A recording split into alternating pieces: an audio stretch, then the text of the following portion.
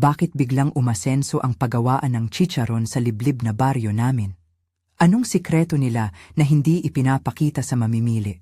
Kung ikaw ang nasa aking sitwasyon, isang taong tumatakas sa mga pagkakamali ng nakaraan, naghahanap lang ng tahimik na trabaho, anong gagawin mo kung makakita ka ng kakaiba sa likod ng mga kawali at sako ng baboy?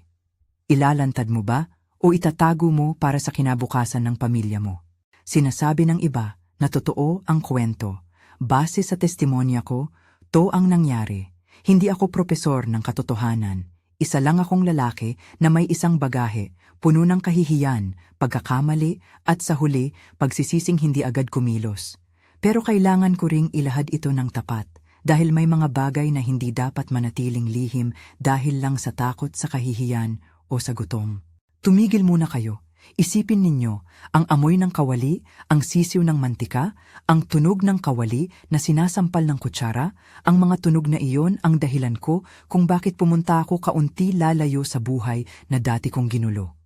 Dumating ako sa baryo, dala ang mabigat na puso.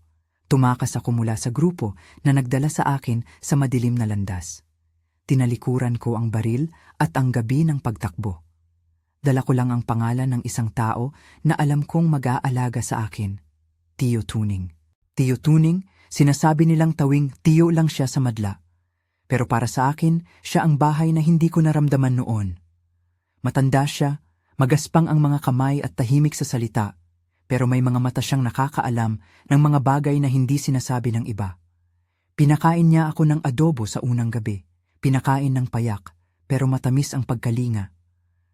Trabaho ka muna, sabi niya, sa paggawaan ni Aling Rosalinda. Hindi siya madamot, pero may mga bagay doon na dapat bantayan ng mata mo. At doon nagsimula ang kwento ng paggawaan. Ang paggawaan ng chicharon na biglang nagkaroon ng maraming kliyente mula sa bayan hanggang sa lungsod. Ang malaking palatandaan. Dumami ang mga sako, dumami ang trays ng chicharon. Dumami rin ang mga taong pumapasok ng 1:00 ng madaling araw. Sa labas, ordinaryong paggawaan lang, baka sa tingin mo, simple, maliit na tindahan, isang bakuran, mga kawali na kumakalat ang amoy ng pritong taba. Pero kung tutuusin mo, may mga bagay na naglalakad sa likod ng ordinaryong amoy na iyan. Si Aling Rosalinda, babae na nagmamay-ari ng paggawaan, ay may mukha na nakangiti pero yung ngiting kanya-kanyang istorya. Siya raw ay dating preso, may kwento siya noon, sinasabi ng tao, at pagkatapos niyang lumaya, nag-umpisa siyang magnegosyo. Mabilis ang takbo ng negosyo niya. Sa madla, mabait siya, nagbibigay ng trabaho sa mga takot na walang pinagkakakitaan, sa mga dati ring nasadlak. Sa loob, may mga mata siyang mapanuri, mga kamay niyang mabilis magbilang ng pera. Trabaho lang, sabi niya sa amin, huwag magtanong ng sobra. Trabaho, sweldo at makakain. Simple. Nakakapanibago ang swerte niyang ito sa baryo.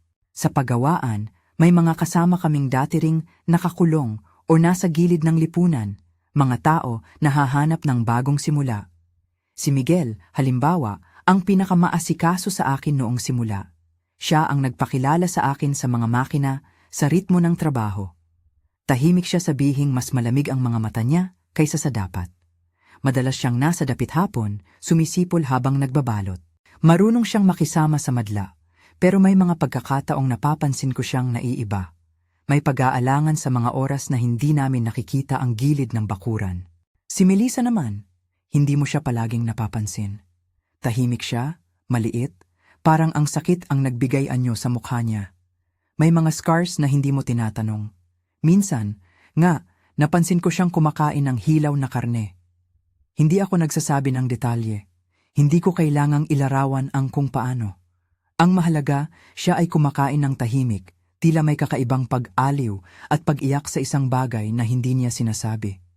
Hindi ako agad nag-usisa. Bakit? Dahil pareho kaming may pinagdadaanan. Pareho kaming biktima ng hatol ng komunidad noon. Pareho kaming alam ang panlalait ng tao. May mga ordinaryong senyales na nagpapatibay ng kutob ko. Mga sako na tinatambak sa isang bahagi ng bubong, saka ko lang nalaman na may access sa bubong. May isang taong laging naglilipat ng mga sako ng madaling araw at nagbibilang ng may kaba. May pulang mantsa na tila tumutusok sa ilong ng sinuman na dumaraan sa likod. May mga oras na kapag tumigil ang usapan, parang may tinik na tuminik sa hangin. Walang nagsasalita tungkol sa mga nawawala. Ako, bilang bagong empleyado na curious pero hindi agad kumilos, ginamit ko ang pagiging tahimik ko para obserbahan. Nakakita ako ng maliit na pattern. Kapag dumadating ang malaking order, may 2 tao na hindi kailanman lumalabas sa listahan ng mga nagbenta ng karne. Hindi nila kinakain sa harap ng iba ang kanilang ulam. Nagdodoble ang sandok ng mantika at ang amoy ng chicharon ay biglang nagiging mas malakas, mas nakakaakit sa mga mamimili. Sinabi ko sa kinang ng pagawaan ang pinakamahirap na linya, "Tiyo, may kakaiba sa trabaho." Saglit kong naramdaman ang pagigting sa balikat ng aking tiyo. Hindi siya mabilis mag-react, ngunit may alam siyang dapat gawin. "Obserbahan mo muna," sabi niya, "huwag magpadalos-dalos. May taong nasasaktan dito. Kung may mali, dapat may patunay ka."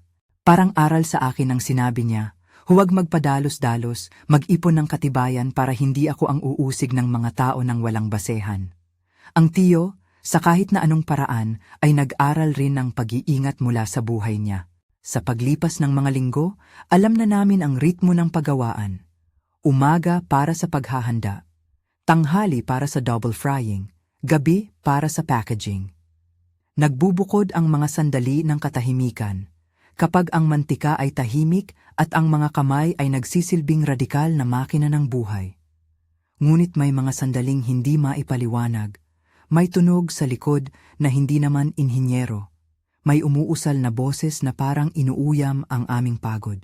May mga pagtingin na hindi nakakakilala sa akin bilang isang manggagawa lang. May mga mata na naghahanap ng higit pa. Isang gabi, bandang 12:00 ng madaling araw, habang nagbubuhos ako ng chicharon sa tray, napansin ko si Melissa. Hindi siya pumapasok sa linya. Nagkakasya siya sa isang sulok, may bitbit na maliit na plato at dahan-dahang ngumunguya ng isang piraso ng hilaw na bagay. Muling hindi ko na kailangan pang ilarawan. Tumigil ako, pinigilan ang sabik na salita. "Wala ka bang magawa doon?" Tanong ko sa kanya nang hindi ko inisip na mabuti. Tumingin siya sa akin at para bang nagbukas ang isang flashback sa mata niya, may pagkabingi at pagod. "Sakit," ang sagot niya, mahinahon pero may bigat. "Kailangan ko lang ng pagkain. Hindi hinihingi. Ginagawa ko lang." Hindi niya hinamon ang pagbati ko. Tumalikod siya at nagkunwaring wala. Nakaramdam ako ng kakaibang simpatiya at galit ng sabay. Simpatiya dahil alam ko ang gutom, ang pagkaisahan sa sistema. Galit dahil may isang tinig sa akin na nagsabing may mas malalim na problema rito. Hindi ko malaman agad kung ano at iyon ang nagtatak ng pag-aalangan sa akin. May mga gabi rin na may naririnig akong yabag sa bubong. Minsan mga yapak, mabilis, sunod-sunod, parang may umaakyat at bumababa na hindi basta tao. Nagtataka kami noon. "Baka daga lang," sabi ng iba. "Baka aso," panalig ng iba. Pero may pagkakataong nakita kong may kumikilos na anino na mas malikot kaysa aso, mas tuwid kaysa daga. Hindi ito basta anino ng tao. Ang mga ilaw sa bakuran ay naglalaro sa kanyang anyo, nagiging baluktot at hindi natural. Isang linggo, nawawala si Mang Herman, isa sa mga dati naming kasama sa pagawaan. Tinanong siya ng asawa at mga kapitbahay. Walang nagpakita ng pagkabahala mula sa management. Sumasagot si Aling Rosalinda na huwag magpalala at hinawi ang mga tanong. Sa mismong pagawaan, sumulpot ang pagkabahala sa mga usapan. "Alam mo ba kung saan siya?" tanong ni Belisa, mahina at nanginginig, na may mga mata na halos malabong isip. "Hindi ko alam," sagot ni Miguel, pero kapag tumingin siya sa labas, hindi niya pinangalanang mayroon bang nangyaring kakaiba. Lahat kami ay tinuruan na huwag magtanong ng sobra. Trabaho lang. Narinig ko rin ang usapan ng likod. Ilang mga deliveries ang napapunta sa mga bagong restoran sa bayan. "Saan nanggagaling ang karneng to?" usisa ng isang trabahador. "May supplier daw mula saan," sagot ni Miguel na may shotang hanay, ngunit nagbago ang tono niya nang mapadaan namin siya. Kahit si Aling Rosalinda ay nag-ambag ng mga palusot. Kailangan namin ng mura at mabilis. Hindi na kami makapakahawak sa maliliit na presyo ng merkado. Sa mga pagkakataong iyon, ang mga mata ni Miguel ay nagiging malamig. Hindi ito ang kilos ng isang ordinaryong negosyante lang. Araw-araw, sinasabi kong magpakatatag lang. Naglilinis ako. Pinapakinis ang mga kawali hanggang sa makintab ang mga gilid. Sinisiguro kong maayos ang packaging. Ang trabaho ko ang nagbigay sa akin ng muling pag-asa. May pera ako, may makakain. Kailangang ibigay ko ang aming mga pangarap ng tahimik. Ngunit may tinik na kumakapit sa puso ko. Ang alam kong mali ang nakikita ko, pero natatakot akong mag-alsa. Takot ako na baka ako ang mapasunod ng mga mata na nagmamasid. Isang gabi, habang pauwi ako, napadaan ako sa bakanteng lote malapit sa pagawaan. Dito kami minsang nagkukwentuhan ni Tio habang nagpapahinga. Alam mo, Joaquin, sabi niya, ang tao mabilis magbago ng mukha kapag nagutom. Minsan hindi nila sinasadya. Minsan kasi pinili nila ang madilim na landas. Tiningnan niya ako ng seryoso. Kailangan mong huwag basta magpatiwakal ng hustisya, anak. Ngunit huwag mo rin hayaang mawala ang kakayahang magtanong. Naalala ko ang araw na iyon nang may bagong pangyayari. May isang bata mula sa baryo na hindi na bumalik mula sa eskwela. Isang maliit na batang babae, 3 araw na hindi nakita. Naiulat, ngunit naging tahimik ang pag-usisa. Nang magtanong ang ina niya sa pagawaan, ang sagot ay iisang salita. Hindi namin alam. Nabuo sa akin ang isang bagay. May pattern, mga nawawala, mga sagot na hindi kumunti, may umiikot na pera at malaking order. Sa isang linggo, napansin kong may mga sako sa bubong na hindi pa napapansin ng iba. Ang bubong ay parang maliit na silong na may access mula sa loob, isang dingding na madaling buksan kung may susi. Napagmasdan ko ang galaw ng mga taong nagtatabas sa sako. Hindi nila pinapakita sa amin yan. May mga nagdadala ng tinakpan na sako at may kumakarga ng mga ito na hindi kasama sa tala. Sa loob ng aking ulo, isang tanong ang paulit-ulit. Ano meron sa mga sako na yan? Iyon ang gabi na sinubukan kong sundan si Miguel. Hindi ako madalas na mabilis ang galaw at may mga limitasyon ang dating buhay ko. Ngunit noon, tinalo ng takot ang pagod. Lumakad ako sa dilim, dumaan sa likod ng pantry at dahan-dahan umakyat sa hagdang bakod na nagdadala sa bubong. Ang puso ko ay parang talo ng harmonika, umaalon. Kung ako ay mahuli, malamang ay mawawala ang trabaho ko. Kung hindi ako kumilos, malamang ay mawawala rin ang ilan pa sa amin. Nang makarating ako sa gilid ng bubong at sumilip, may nakita akong mga sako. Hindi ako agad tumingin ng malapitan. May amoy na pumasok sa aking ilong, isang kakaibang halong amoy ng dugo at mantika na may bahagyang asin at lupa. Hindi ko na kailangang maglaro sa imahinasyon. Alam kong hindi lang karne ng baboy ang nasa loob. May nakatakip na tela, may mga tahi na parang espesyal ang pagkakagawa. At sa tabi ng mga sako, may maliit na botas na parang pambata, maliliit ang sukat at may puting tela na medyo natuyot na. Nagkaroon ako ng malamig na pag-ikot sa aking tiyan. Hindi ko alam kung ilalabas ko ang sigaw o tahimik na babalik sa loob at ipaalam kay Tio. Tumigil ako sa pagkilos. Narinig ko ang tunog ng mga yapak at may 2 anino na dumaan sa gitna ng mga sako. Nagtagal ako sa likod, tinikman ang hangin at naramdaman ko na ang kamay ko'y nanginginig. Doon, sa bubong na iyon, muntik na akong lumubog sa pagpili. Sisigaw ako at ihahanda ang laban o aalisin ko ang sarili at panoorin lang kung ano ang mangyayari. Dumating ang sagot hindi sa aksyon ko, kundi sa isang tinig mula sa dilim, si Melissa. Hindi ko inakala na pupunta siya doon. Ilang sandali lang, nakatayo kami sabay sa pagitan ng mga sako. Magkatabi, ngunit magkaiba ang dahilan ng pag-akyat. Huwag kang kumilos, bulong niya, at alam kong hindi siya natatakot sa akin, kundi sa kung sino ang nasa loob ng pagawaan. Hindi pa natin hawak ang buong larawan. Ang tinig niya ay kalmadong parang may pinagdaanan na, ngunit may apoy din. Gusto mo bang makita? Tanong niya. Hindi ko alam ang sagot. Masama ang kutob ko, na kung hihimayin namin ang katotohanan ngayon, baka hindi na kami makabalik. Lumapit kami ng sabay sa sako na may puting tela na natatakpan ang isang hugis. Mabilis niyang niyapos ang gilid at bahagyang hinila palayo. Ang dami ng detalye sa mukha ko ay hindi ko kayang ilarawan ng marumi. Hindi na dapat. Subalit ang tunay na bigat ng nakita ko ay tumama sa akin ng parang bato sa dibdib. Hindi isang bolang karne, kundi bakas ng katauhan. May mga bagay sa loob na hindi dapat madala ng ordinaryong pagawaan. Hindi ko sinimulan ang pag-iyak doon.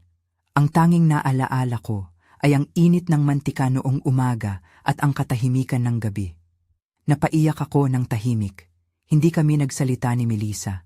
Ang kanyang mga mata lang ang nagsalita ng mga tanong at sagot sabay-sabay.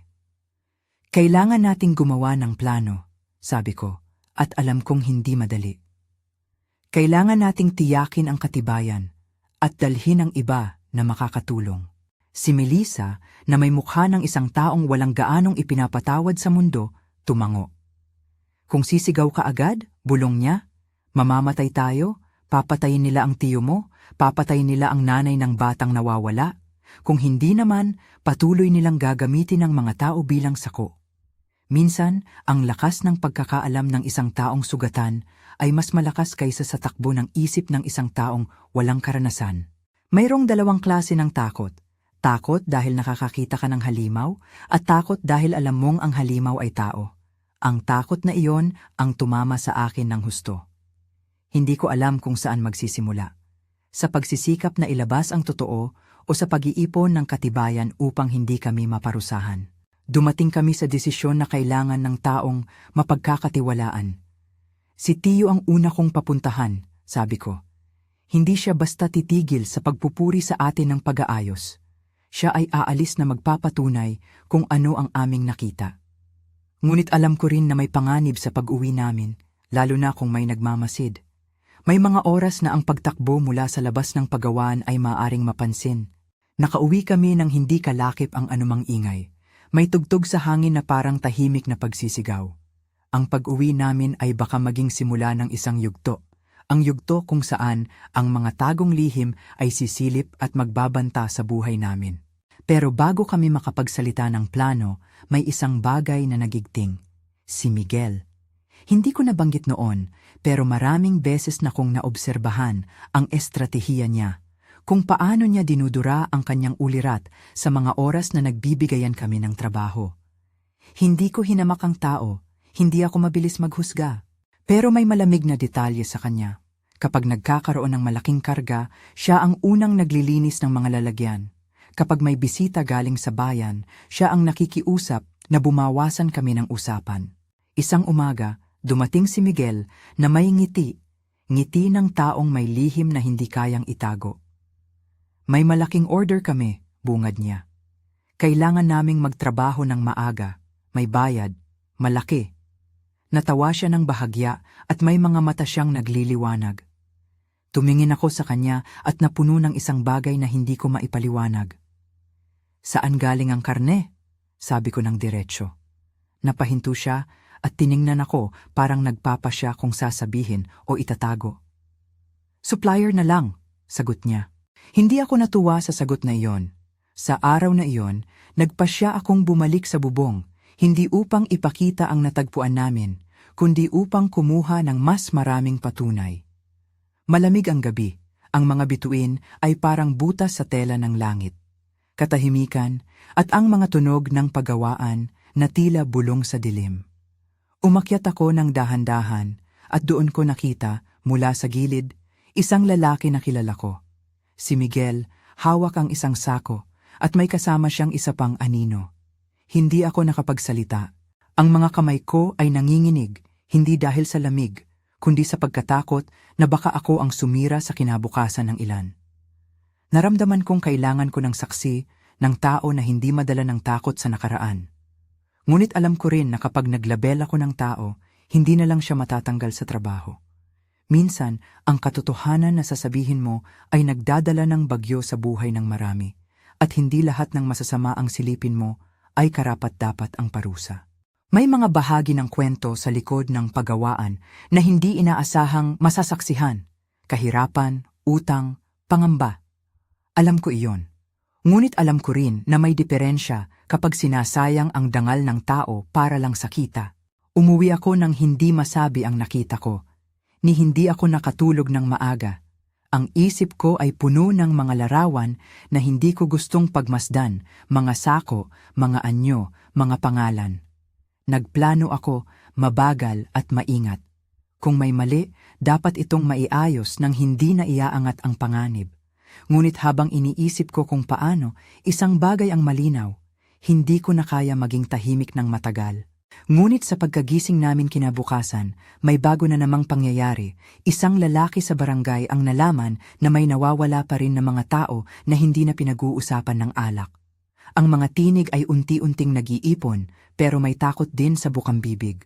Sa loob ng paggawaan, umiikot ang mga usapan, may mga tanong na hindi sinasagot, at may mga ngiting nagiging malungkot kapag sinilip ng mga nagtataka. At sa paglipas ng oras, napagtanto kong ang pinakamalaking panganib sa pag-akyat sa bubong ay hindi ang mga sako. Ito ay ang pangunawa ng taong nakakita ng totoo ngunit piniling manahimik. Dahil kapag ang isang tao ay manahimik, nagiging kasama siya sa kasalanan sa paraang hindi niya gustong tanggapin. Ang karugtong ng kwento ay hindi agad malinaw. May mga taong malalapit sa akin na mababago ang isip. May mga motibasyon na lilitaw at magbabago. May mga bagay na sisimulan naming gawin, mga hakbang na mapanganib ngunit kailangan. Hindi ako susuko sa takot, hindi dahil sa tapang, kundi dahil sa alaala ni Tio na nagmamahal sa akin at dahil sa mga walang muwang na nawawala. At higit sa lahat, dahil sa Melissa, ang dalagang may mga mata na parang hindi na humihingi ng awa, ngunit may malalim na lakas na hindi ko kailanman nakita sa iba. Ngayon, habang pinipigil ko ang pag-iyak at nagbabalak ng susunod na hakbang, alam kong hindi ito simpleng laban ng tao, laban sa aswang ng alamat. Ito ay laban ng tao, laban sa sarili niyang kagustuhan na manahimik. At sa pagsisimula ng laban na iyon, kailangan kong pumili kung sino ang aking karamay at sino ang magiging kalaban. Kung naramdaman ninyo na ang inyong balat ay nag-uumalngaw, hindi kayo nag-iisa. Isipin ninyo kung ano ang gagawin ninyo kung makikita ninyo ang butas sa tela ng lipunan na ginagawang sisidlan ang karne ng tao para sa ikinabubuhay ng iba. Isusumbong ninyo agad o mag-iipon muna kayo ng katibayan? I-comment sa ibaba. Ano ang gagawin ninyo kung nasa posisyon ninyo ang puso at ang takot na katulad ng sa akin? Ngunit bago ninyo gasgasin ang mga salita sa inyong isipan, may isang bagay na dapat kong sabihin. Hindi lahat ng itinuturing natin na aswang ay talagang nilalang mula sa sinaunang kwentong ginugunita ng mga lola. Minsan, ang aswang na kumakain ng tao ay nakatago sa anyo ng isang negosyante na kumakain ng dangal ng mahihina. Minsan, nakatago ito sa mga kamay na nagbibilang ng perang malilim na kumikita sa kapinsalaan ng iba.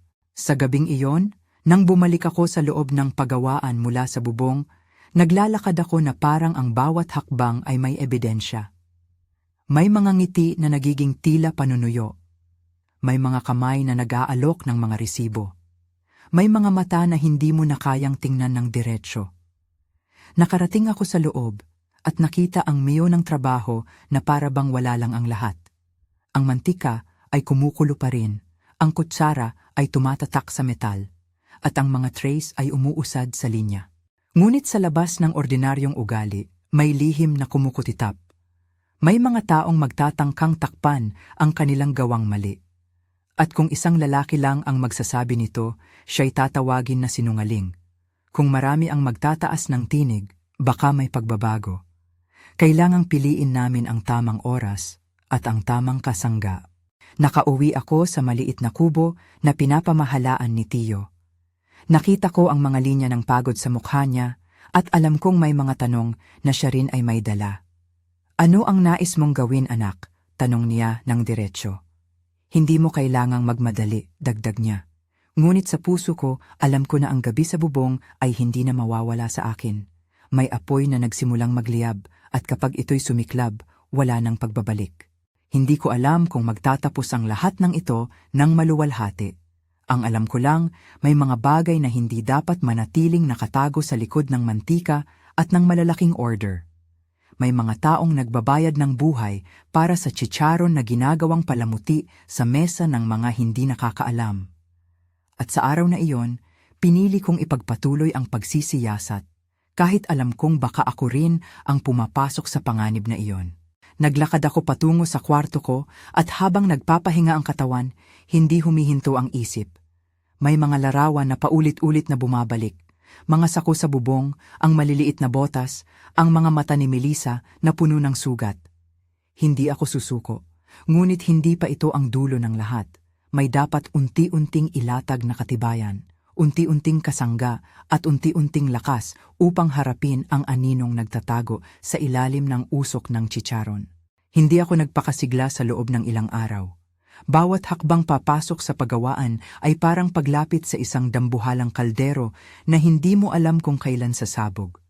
Pero kapag nasa tabi ng kawali ang aking kamay, ang simpleng gawain, paghalo, pagkuha, pagbalot, ay nagiging mahigpit na obligasyon. Kailangan kong magpanatili ng alam ko at protektahan ang mga taong malapit sa akin. Alam ko na hindi sapat ang isang buntong hininga. Kailangan ng plano. Una kong pinuntahan si Belisa. Tahimik siya, madalas nalilito kapag pinakikita ng iba. Pero bukod sa takot, may tapang din siyang hindi agad lumilitaw. May nakita kami ni Melissa, sabi ko diretso ng pag-upo sa kanto ng kubo ni Belisa. Mahina ang paghinga niya. Parang ang bawat salita ay may timbang. Kailangan namin ng saksi at hindi pwedeng tayo lang ang mag-usap tungkol dito. Napatingin siya sa akin ng matagal at doon ko nakita ang pagod na parang kulubot sa mukha niya, ngunit tumango rin siya. Si Mang Mando ay hindi ganoon kabigo. Isa siyang simpleng trabahador, may 3 anak at hindi siya natatakot magsalita kapag nakikita niyang mali. Kung tama ang sinasabi ninyo, bungad niya, huhugutin natin yan. Hindi pwedeng magpatakbo ng negosyo ng buhay at kabuhayan ng kapwa. Hindi siya voluntaryo sa panganib. Simpleng pinili niyang gumawa ng tama dahil alam niyang may pamilya siyang kailangang ipaglaban. Kailangan namin ng mga tulad niya, ordinaryong tao na handang magsakripisyo para sa tama. Hindi namin inisip na ilantad agad ang buong kwento sa barangay. May mga ulat na hindi agad pinapansin at kung mali ang papasok, kami rin ang mababato. Nagpasya kami na mag-ipon ng ebidensya, mga piraso ng record, mga pangalan, mga sako na hindi pa maayos ang laman. Hindi kami gagawa ng bagay na maglalagay sa amin sa linya ng posibleng paratang, ngunit kailangan namin ng sapat na bagay para kumuha ng atensyon.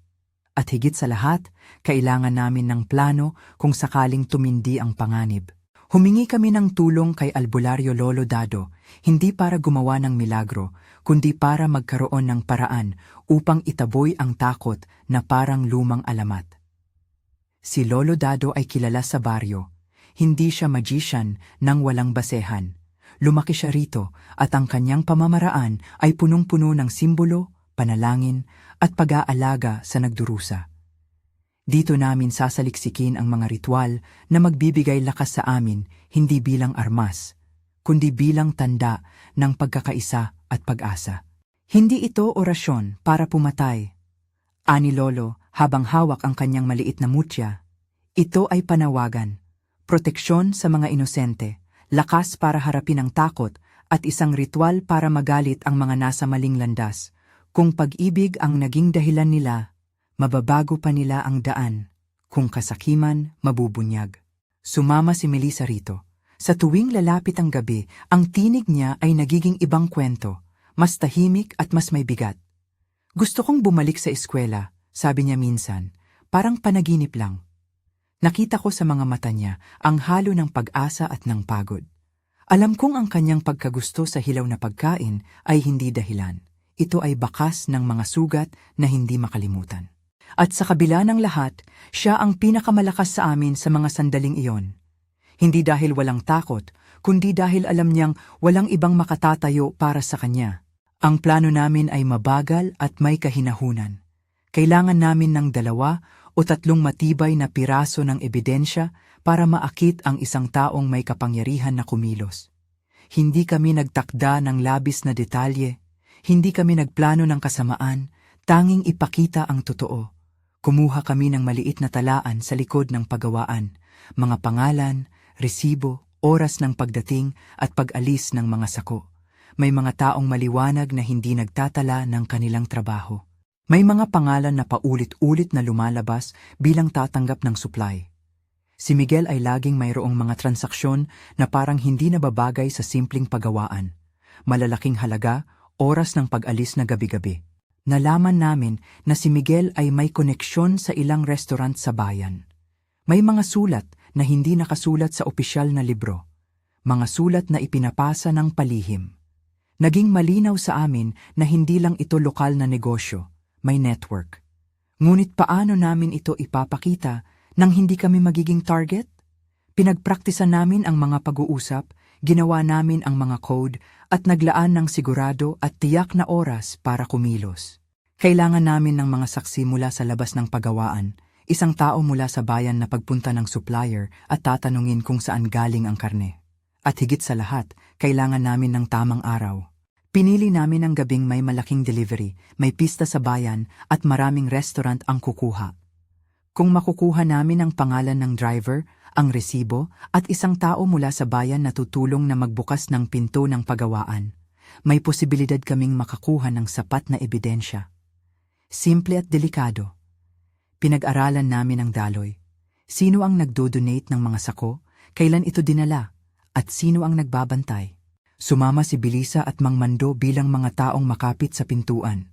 Ako at si Melissa ay papasok sa bakuran pagkatapos ng hatid. Si Tio ang mag-aasikaso ng pag-uusap sa labas. Ang bait niya at pagiging kilala ang aming kalamangan. Kinabukasan ng nakatakdang araw, umiinit ang hangin. May halimuyak ng pritong mantika na tila nagbulong na darating ang gulo. Nagmamadali ang mga kamay namin na mag-ayos ng mga simpleng bagay, ngunit ramdam ko ang bigat ng bawat segundo. Hindi namin inisip ang posibleng trahedya, iniisip namin kung paano maibibigay ang katotohanan sa api at hindi magtatapos sa dugo. Pagkatok, dumating ang driver, mahina ang liwanag ng lampara sa bakuran. Nagbaba siya ng sako at tulad ng karaniwan, mabilis ang galaw ng mga tauhan. Ngunit may ibang elemento ngayon, may kasamang pulang tatak ang sako na kakaiba sa mga karaniwang supplier. Hinawi namin ang isa sa mga sako ng mabilis at maingat, hindi namin hinayaan na mapansin agad. Sa loob, may amoy na agad na pumukaw sa aking lalamunan, pero pinilit kong huminga ng maayos. May marka sa tela na hindi pangkaraniwan, isang simbolo, at sa loob, isang piraso ng papel na may paunang pangalan at oras ng pag-alis. Dito nagsimula ang pagkawasak nila.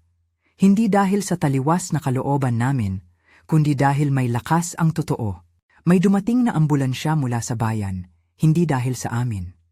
May isang taong kumatok ng malakas, nagngangalit, at humihingi ng hustisya para sa isang nawawalang kapatid. Ito ang pagkakataon namin.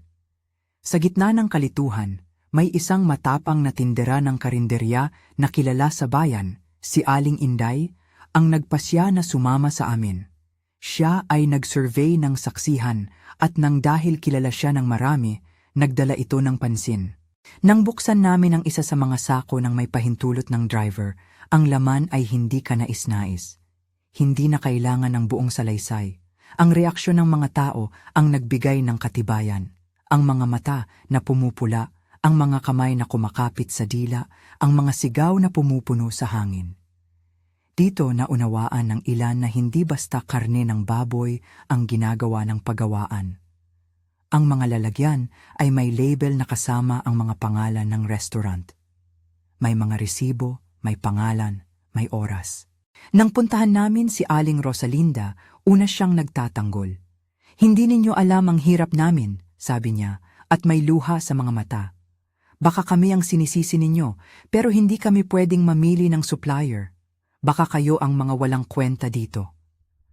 May pag-aangkin ng pagkababae sa kanyang tinig, parang lumalaban ang bawat salita para ipagtanggol ang sarili. Ngunit nang ipakita namin ang ebidensya, mga sulat na nagpapakita ng transaksyon niya at mga pangalan ni Miguel, unahan siyang nanghina. Tumahimik ang kanyang mga daliri na dati mabilis magbilang ng pera. Sinakop nila ako. Mahina niyang sambit sa isang punto. Hindi ito eksakto ang salitang inaasahan naming marinig. Kinailangan namin ng pera para sa utang ko. May mga nagbabayad at inakala kong hindi kami papasok sa ganoon. Hindi niya tinapos ang pangungusap. Nakita ko sa kanyang mukha ang halo ng pangungumpisal at pag-amin. Ang salitang sila ay lumutang sa hangin. Isang hindi malinaw na grupo na nagdulot ng takot at kontrol sa mga maliit na negosyante. Ngunit may isang tao na hindi nagpapakita ng pagsisisi, si Miguel. Siya'y lumapit sa gitna ng sigalot na parang walang ginagawang mali. Hindi ninyo dapat akong akusahan muli, bungad niya. Bumubulong na parang may nakatagong palad. Kung ako ang akusahan ninyo, ano naman? Wala akong pinatay. Ang kanyang tinig ay malamig. May kasamang pagkukunwari na naglalabas ng takot sa likod ng mga tao. Ngunit sa pagtingin sa kanya, may mga piraso sa likod ng kanyang ilaw, mga dokumento sa bulsa niya, mga tala na hindi inaasahan niyang itatapon. Sa gitna ng gulo, tatawagin ko itong hindi may iwasan na hakbang. Parang bolang nagsimulang gumulong sa buhangin na hindi na mapipigil. Maraming tao ang nagtipon, mga kapitbahay, mga nagtitinda, at ang ilan sa mga saksi mula sa bayan. Natakot si Miguel at nagdesisyon siyang umalis ng mabilis. Subalit hindi siya nakalayo. Sa isang iglap, may nag-alay na pulis. Hindi ang tipong kurakot na takot namin noon. May isang sundalo rin na nagkataong dumaan at nakakita ng eksena. Pinigilan nila si Miguel at dinala ang mga suspek sa estasyon habang ang katauhan ng pagawaan ay unti-unting nabubunyag. Ngunit ang tanong, sapat ba ang hustisya para sa mga nawalang tao? Hindi iyon agad masagot ng papeles at testimonya. Nang umaga, nagbalik kami sa pagawaan para kunin ang higit pang ebidensya. Nag-iiwan ng bakas ang dilim sa ilalim ng mga palapag. May mga sako pa ring nakatago sa likod. At may mga bakas ng mga paa na hindi nagpahiwatig na karaniwang tao lamang ang dumaan. Dito muling nabuhos ang kakaibang anyo ng takot sa amin. Ang gabi ng iyon ay naging mas maitim kaysa dati. Habang dinala sa kustodiya si Miguel, may naganap na hindi namin inasahan. May mga kakaibang pangyayari sa bakuran. Ang mga alulong sa likod ng pagawaan ay mas malakas. May mga aninong naglalakad na parang hindi sang-ayon sa mga taong nakatayo sa liwanag lamang. Nagkaroon ng pagsalakay. Maingay, nagkawala ang kontrol, at sa gitna ng kaguluhan, si Tio. Siya ang lumabas na tumulong na iligtas ang mga tao. Siya ang umatras para kami makalayo.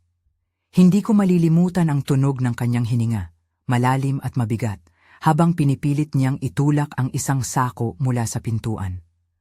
May isang malakas na sandali na parang mundo ay tumigil sa pag-ikot, isang malakas na padpad na may halong pag-iyak. Nang bumagsak ang katahimikan at muli kaming nakatinging nagkakapal, nakita namin si Tio na nahiga, hindi na bumangon. Hindi ko na muling marinig ang kanyang boses na may pagpapaalala ng katotohanan. Sa ilang sandali, ang mundo ko ay nag-iba ng kulay. Hindi ko pinili ang galit sa sandaling iyon. Dumating ang isang lamig na naghalo sa aking dugo, pagkawala ng may bigat na hindi maalis sa buto. Si Melissa ay naglakad papalapit sa kanya at humarap sa kanya ng marahan. Tio, pabulong niya, mga luha na naglalagos pa rin sa mukha. Patawarin mo kami.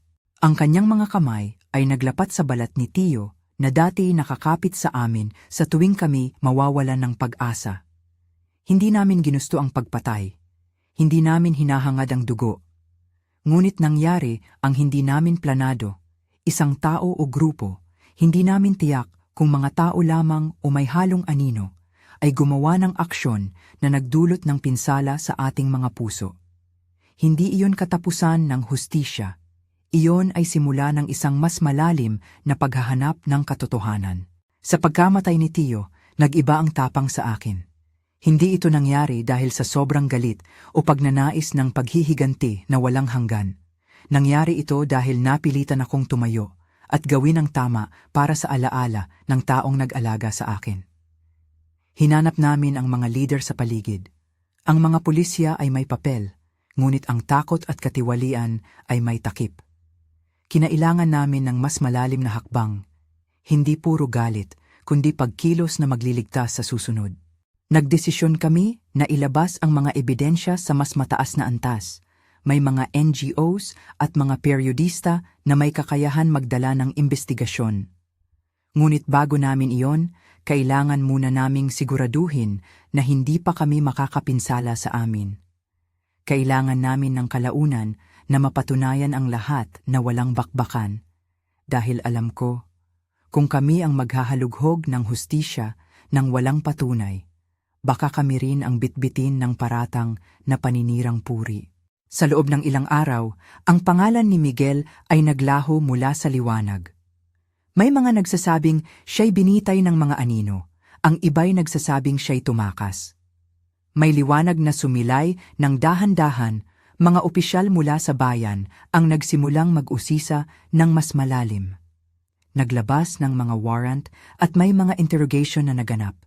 Hindi namin alam kung sino ang huling magbibigay ng pag-asa, ang sistema o ang konsensya ng mga taong nalugmok sa liwanag.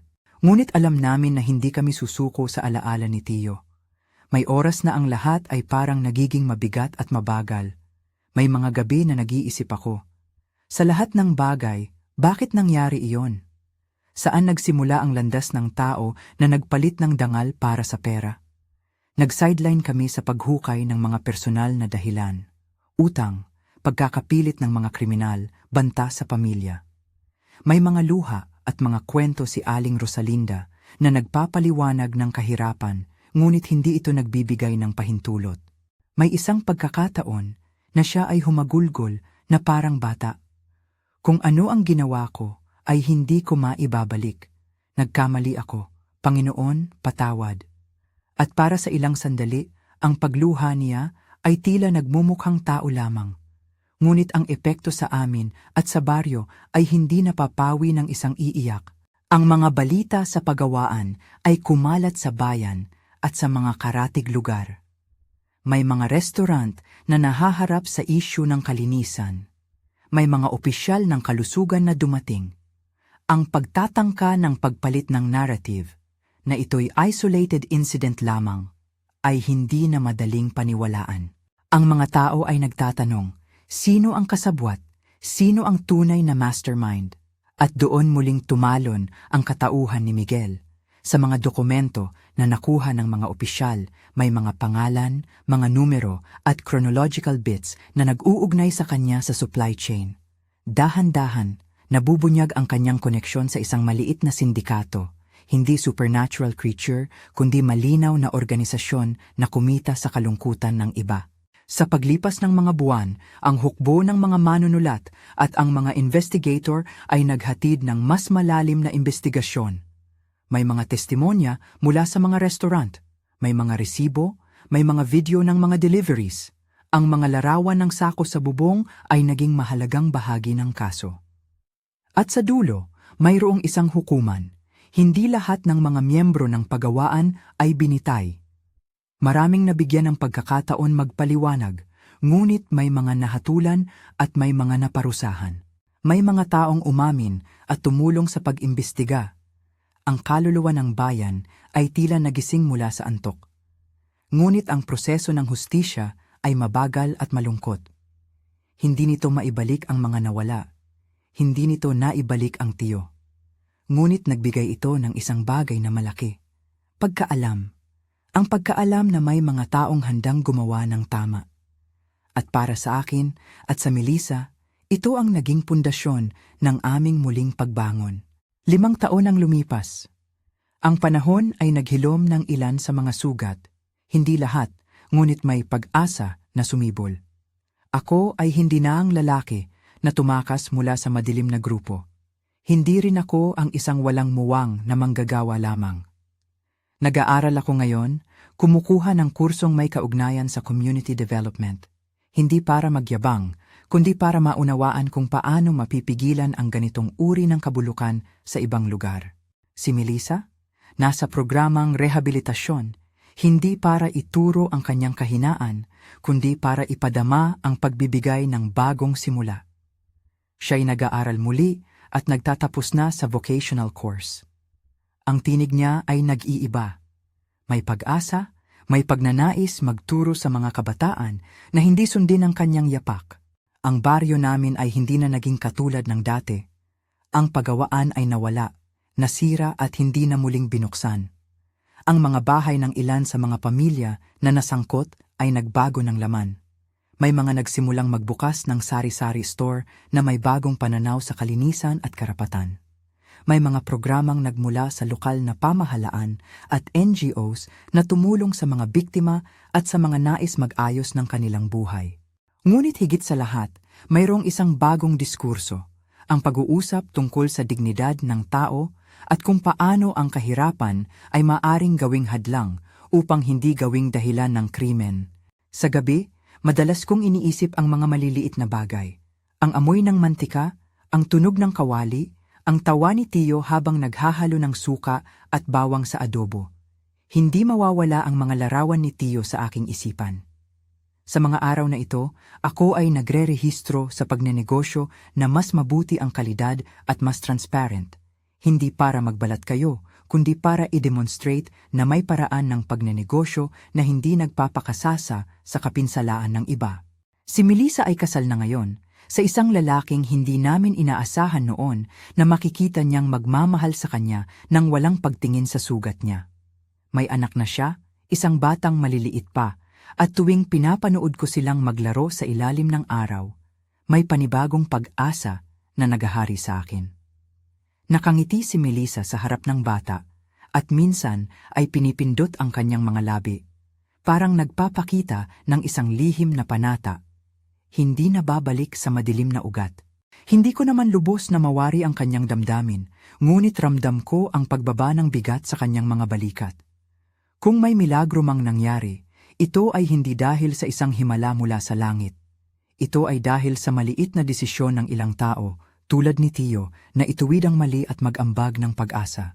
Ngayon ay hindi ako naglalakad na may kailangan pang takutin, ngunit may kakaiba pa ring pagkaalerto sa akin. Kapag malakas ang amoy ng pritong mantika at maraming tao ang kumukumpuni, napapaisip ako. Minsan, pumapasok pa rin ang anino ng bubong sa aking isipan, ang mga sako na may tinakpan na pangalan. Ngunit ang pagkakaiba ay simple. Ngayon, alam ko kung paano magtanong at kumilos ng may tamang paraan. Minsan, pumupunta pa rin ako sa sementeryo. Doon, may maraming pangalan. Hinahanap ko ang pangalan ni Tio at nagbubuhat ng maliit na bato na nilagyan ko ng isang maliit na pamumulaklak. Salamat Tio, bulong ko, hindi marunong magtanggi ang luha. Hindi ka nasayang, hindi ka mawawala sa amin. Sa mga sandaling iyon, nauunawaan ko na ang tunay na laban ay hindi natatapos sa isang araw o isang taga-usig. Ito ay patuloy na pagpili na piliin ang tama sa kabila ng takot at pagod. May mga pagkakataon na ako ay nagtataka. Sino sa ating mga kapitbahay ang tunay na aswang? Ang sagot ko noon ay simple. Hindi lahat ng may kakaibang kaugalian o ng isang sugatan sa loob ay halimaw. Ang tunay na aswang, sa aking karanasan, ay ang taong pinipiling kumita sa kapighatian ng kapwa. Ito ang aswang na may hawak na resibo at ngipin na nakangiti sa sinumang bibilhin ang kanilang produkto. Ngunit may pag-asa. May mga tao ring handang tumulong, magtiis at magbigay ng bagong daan. Hindi ko sinasabing tapos na ang aming kwento. May mga gabi na nagigising pa rin ako sa pangamba. Ngunit ang katotohanan ay may nangyari. At sa bandang huli, ang kwento na ito, ayon sa testimonya ko, ay hindi lamang tungkol sa isang pagawaan ng chicharon o sa alamat ng aswang. Ito ay tungkol sa kung paano ang kahirapan at takot ay maaring magtulak sa tao sa mga madidilim na desisyon at kung paano ang mga maliit na tapang, mga nag-aalay ng oras, ng sariling panganib, ng pag-asa ay makakagawa ng malaking pagbabago. Kung may natutunan ako mula sa mga nagdaang taon, iyon ay huwag hayaang malunod ang katotohanan dahil lang sa takot o dangal. Minsan kailangan mong tumayo, hindi upang maglinya ang iyong isipan sa pagbibigay sala, kundi upang protektahan ang mga susunod na henerasyon mula sa panganib na hindi nila nararapat pasukin. At kung may isang bagay na maibibigay ko sa inyo bilang paalaala, hindi lahat ng lihim ay dapat manatiling nakatago, lalo na kung ang lihim na iyon ay kumakain ng buhay. Ako si Joaquin. Hindi ako perpekto. Marami pa akong kailangang ayusin sa sarili. Ngunit kapag nakikita ko si Melissa, ang mga anak niya, at ang mga lumang kaanak na muling nagbukas ng tindahan nang may bagong pag-asa, alam kong nagkakahulugan ang lahat ng aming ginawa. Kung nagustuhan ninyo ang kwento, at kung may taong kilala kayo na dapat makarinig ng ganitong babala at pag-asa, i-like at i-share ang video na ito. At bago kayo umalis, sabihin ninyo sa comment, sino sa mga characters ang pinaka-nakarelate kayo? Si Joaquin na tumakas mula sa nakaraan, si Tio na nag-alay ng buhay, si Melissa na muling nagbangon, o si Aling Rosalinda na pinagsamantalahan ng takot at ambisyon. Sabihin ninyo, dahil ang pag-uusap ang unang hakbang sa pagbabago.